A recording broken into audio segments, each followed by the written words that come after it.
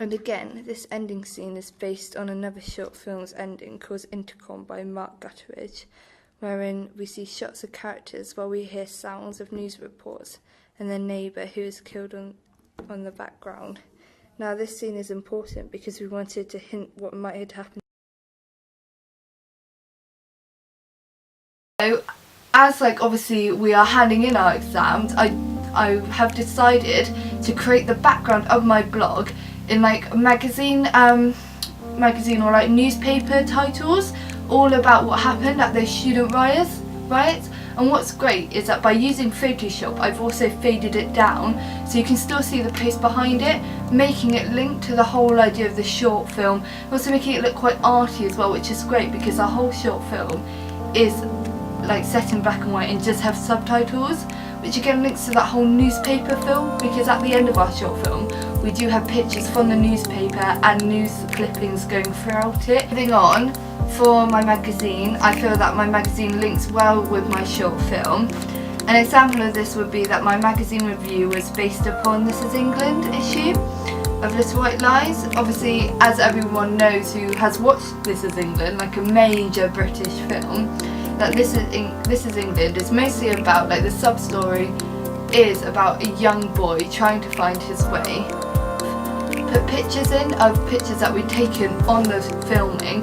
So you've got a picture of Jane, a picture of Molly in the situation that they're in their common room or hub, which gives a great way of showing the readers what the characters look like and the type of setting that they're in. Moving on again to my poster. My poster links in well with my short film as it has two side profiles of people, which I drew myself as I thought it would be more artistic, and seeing as our film is an artistic film set in black and white, I kept the side profiles in black and white as well, just to keep that link going throughout and to show why we did it. They look like they are talking or having an argument, as the title of our film says, Raise Your Voice, so they are speaking. To further this, the two pictures look the same from far away, but as you're looking closer you can tell that they're slightly different. As my poster faces are split up in different little bits, so when I know a lot of people, when I was doing it, they were like, why aren't you just scanning through the same picture twice and flipping it through? And I was like, oh no, because if you're looking closer they're slightly different. So I think that's great because it's showing how Jane and Molly are so close, but little things are really different on it. To the question, how effective is a combination of your main product and your auxiliary text? I believe that I've done it quite well, but maybe some people don't get would be with the poster. It's quite simplistic. I haven't gone, a lot of people I know have used pictures and screenshots from their film, so totally that would link maybe in some people's eyes more. But for me personally, because our film is such an artistic film, and unlike many other people's in our groups, it is shot in black and white, it does have those subtitles. I think that you need an artistic poster to go along with it.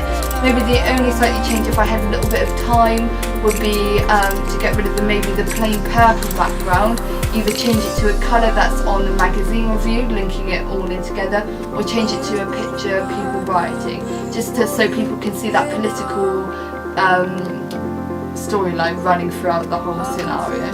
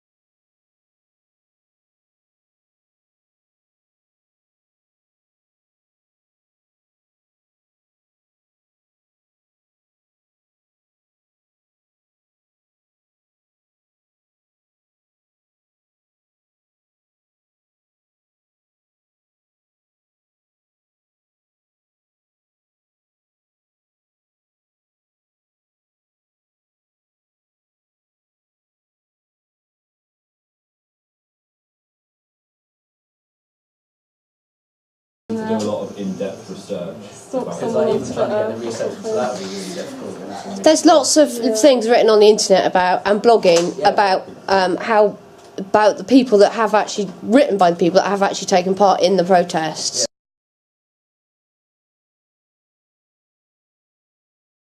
At Westminster today during a mass demonstration against plans to increase university tuition fees in England. Some protesters converged on the building where the Conservative Party... Yeah. It's not, but I do think genuinely that the One conversation. the angle of this that you're going at, if you just go for the concept of protest, is quite original. Yeah. But the idea of protest and the people behind it, the people that aren't shown by the media, that's been done so many times that actually it has been shown before. It's not an original concept.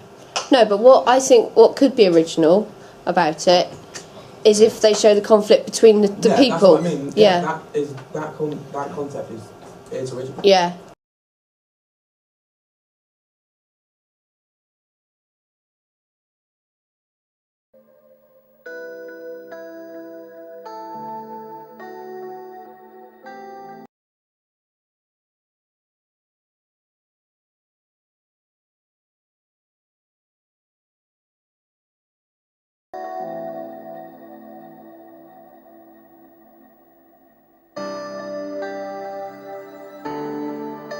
So you think it's stupid? About like the subtitles, obviously we were quite different with that. We used subtitles rather than voices for one of the perspectives, so we wanted to know how you felt about that. Pretty well, except that because one girl was speaking, the other one was subtitled. It would perhaps have been better if you hadn't been able to see she was speaking, or it'd been clear maybe she was foreign, or there was a reason why you'd subtitled it. Yeah. But I was a bit confused as well, but I liked the way she didn't speak, and then I thought it was something to do about the education cuts as well, and her voice was all cut out. So.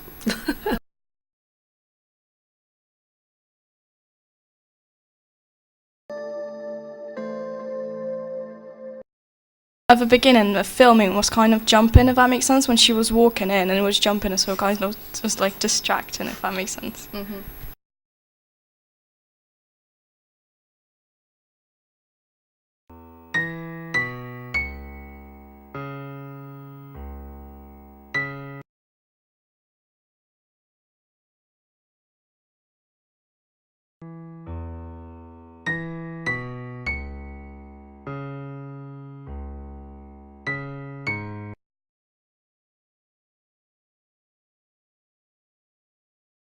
The film. I thought the music was really good, and like when it was playing before them, when the other girl burst in, it changed, and like it fit really well. It was really good. I liked the way she didn't speak, and then I thought it was something to do about the education cuts as well, and her voice was all cut out. So. That's one idea. Oh, nice, yeah. That's right. So I thought it was, Yeah. Yeah, I just thought if you're trying to point out that the students' voices aren't heard in the debate, you know, it's you just don't, you know, no matter how loud you shout, you're still not heard. Yeah. Maybe you're down that road, I wasn't sure. Yeah, definitely.